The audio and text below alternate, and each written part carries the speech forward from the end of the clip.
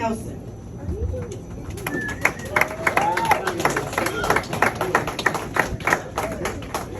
Awesome, thank you. Aloha, everyone. My name is Shane Nelson.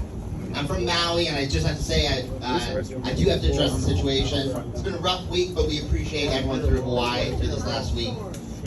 I've lived on Maui now for 20 years. Maui's my home, and I feel like I know Maui like the back of my hand. And in those 20 years, I've only been to Oahu 3 times. This is my 3rd time. So I had to I'm always lost when I'm here, so I had to simplify it to Waikiki, Y-side, North Shore. That's it for me. That's all I know. So when I landed at 9 a.m. today, I called up my local buddy. And I was like, Cobra, where do you stay?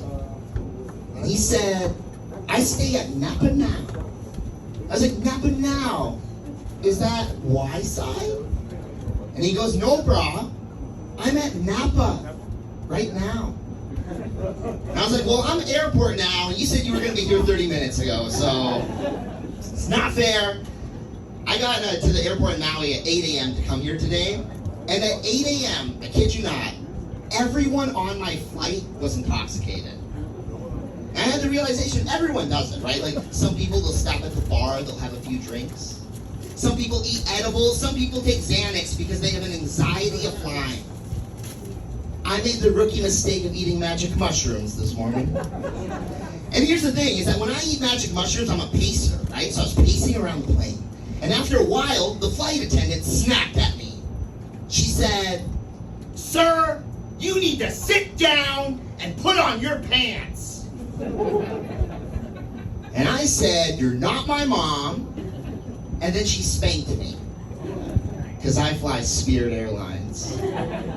Here's the thing, if you fly any other airlines, you start messing around on the plane, you take off your pants, they will turn the plane around and bring everyone home.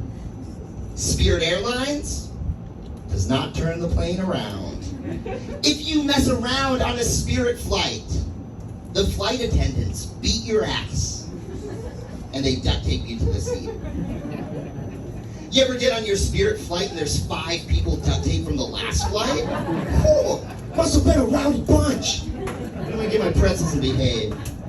You ever sit next to the duct tape person? It's the best seat on the plane.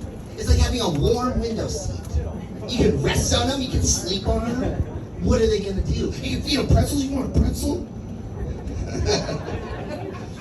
It was a wild flight over this morning. I get here and I feel lost, but then I saw an ABC store. I felt right at home, right?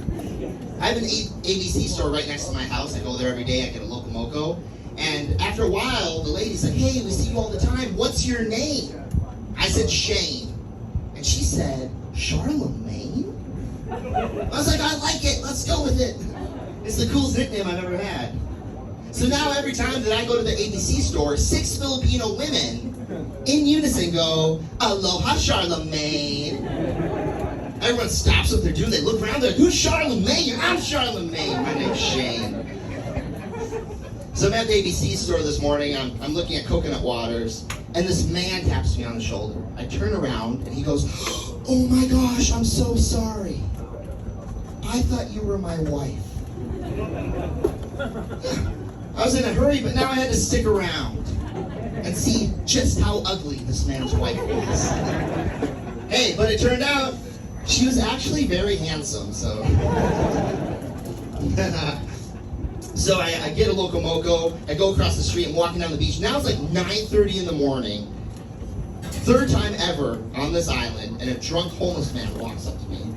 He gets nose to nose with me, and he says, let's go, you big titty bitch.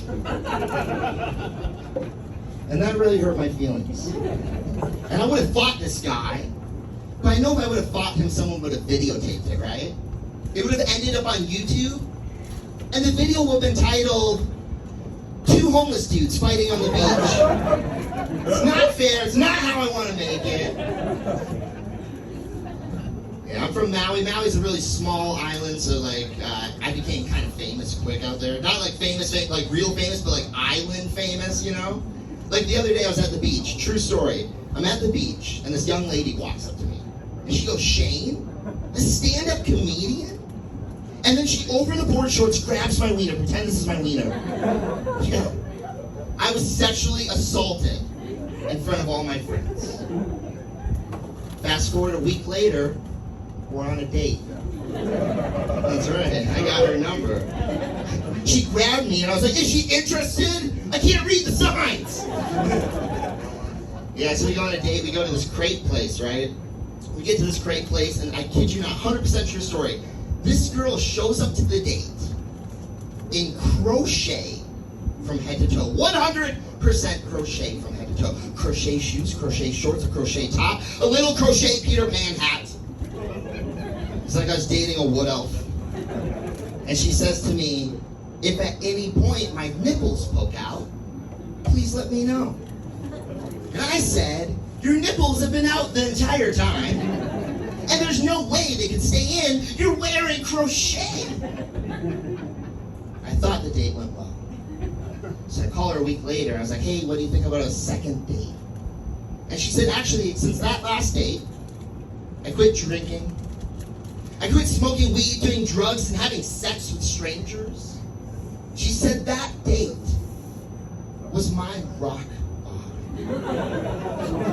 I was like, rock bottom? That was the best day of my life. Like, the worst she's ever felt was the best I've ever done. I'm eating crepes with a wood elf. I'm peaking. Rock bottom, dude. And I started thinking about it. I'm like, oh my gosh, that's the second rock bottom this year. It's like when these women hit rock bottom, I'm already there. I'm like, aloha. Welcome to rock bottom. Let me show you around rock bottom. They're like, I'm uncomfortable. I'd like to call my family. I'm like, go ahead. Call your family. They won't answer. They're not talking to you. You're at rock bottom. And I ate all the crepes. Rock bottom. Switch up the note just a little bit. Speaking of rock bottoms, another true story. I just found out my 16-year-old cousin has cancer, and he has a year to live. And my aunt called me up, and she told me about the situation. She's like, his make-a-wish, or his final wish, is he wants to try magic mushrooms. And normally I would never give a kid drugs, but I'm like, he's 16. He has a year to live. Like, that's 16 in human years, but that's like 80 in cancer years. He's got a year to live, so I was like, you know what, I'll give him mushrooms, you know? If I raise up hand, who here would give, he's 16 years old, he has a year to live. Is it okay to give, I see some hands up. He has a year, he's gonna fucking die, dude. Right? But now let's say he changes his wish. Let's say he's like, I'm 16, I have a year to live, I've never had sex. Is it okay to buy my 16-year-old nephew a prostitute? I see 2 yeses right there. Miss, with your hand up. We're gonna say he changes his wish one more time. Let's say he says, I'm 16, I have a year to live. I'd like to have sex with you. What do you say? Yeah. Yes! Alright, okay, well, I've never gotten a yes before for this joke, so I don't know what to do. I guess I should probably call my cousin. Okay. You're supposed to say no, and then I say, yeah, because he's 80 in cancer years, but that's 80 in prison years, but yeah, no, I'll give my cousin a call. Alright, cool, man. But for real though, my cousin, he does have cancer, he has a year to live, and his final wish was for me to win this tonight. So you guys either vote for me or you can fuck a kid. That's not his wish. I wrote this joke 2 years ago, so no. I'm 31 years old, and at 31 I grew up in the 90s. And in the 90s everyone had ant farms, right? Everyone had an ant farm. And so I was like, you know what, I deserve an ant farm. So I'm 31 years old, guess what? I have an ant farm. They're free range, but my house is full of ants, is what I'm saying. Dude, I'm back on the dating scene. I went on a date with this Tinder girl recently, and we had sex. Yeah, I have sex, dude. And we're holding hands, we're walking on the beach, and out of nowhere, for no reason, this girl looks at me and she says, Shane, she says, Charlemagne, she worked at the ABC store. She says, Charlemagne, you're the fattest guy that I've ever had sex with. I'm thinking this is another rock bottom situation, right? She said, Shane, you're the fattest guy that I've ever had sex with. And that hurt my feelings. And I would have fought her. I know someone would have videotaped it, put it on YouTube, and the video would have been titled Two Big Titty Bitches Fighting on the Beach. My name's Shane Nelson. Thanks for coming out, everyone.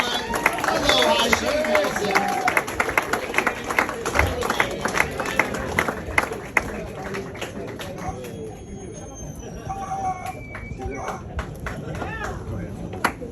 Give it up again for Shane.